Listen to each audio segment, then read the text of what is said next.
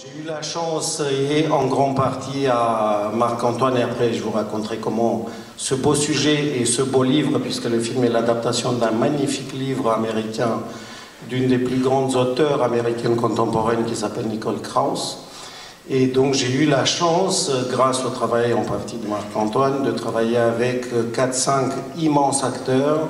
Et c'est pas dans l'ordre de leur qualité, mais Monsieur Sir Derek Jacobi, Monsieur, il est pas Sir, mais pour moi dans mon cœur, oui, Elliot Gould, Gemma Arterton, sublimissime aussi, et une actrice que vous avez déjà vue dans un film en compétition qui s'appelle Sophie Nellis. Suivez sa trace dans les prochaines années. Elle est déjà chez le plus grand agent américain CIA.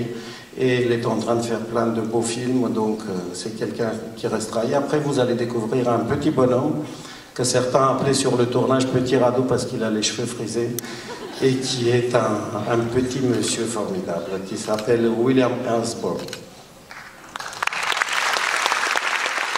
D'abord pour saluer une vieille connaissance qui est Marjane Satrapi, qui doit être là-bas, avec qui j'ai eu la chance de produire mon premier film, qui était déjà une sacrée aventure, et la revoir me rappelle plein de bons souvenirs.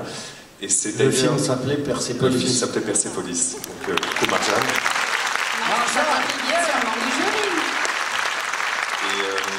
Et en fait, produire l'histoire de l'amour, ça a été aussi une sacrée aventure qui nous a fait voyager aux États-Unis, au Canada, en Roumanie, et donc sur plusieurs époques, vous allez le voir pendant le film.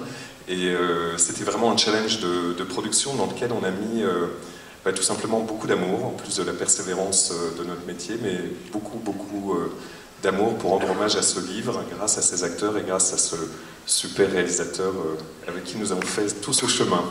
Encore une fois, moi, quand les sujets me choisissent ou quand je les choisis, dans ce cas de figure, c'est le sujet et Marc-Antoine qui m'a choisi, c'est lui qui a eu cette idée que j'adapte ce livre. Je ne pense jamais en termes ni de langue ni de pays, mais c'est des sujets qui me bouleversent, et ce livre, quand je l'ai lu, ça m'a bouleversé, et j'ai eu l'impression que c'était mon histoire d'une certaine manière. Et vous allez voir le bonhomme que joue Derek Jacobi, c'est mon père. Je vois mon père tellement dans tout ce qu'il fait, dans tout ce qu'il est, c'est l'homme qui a survécu à tout, on en parlera après.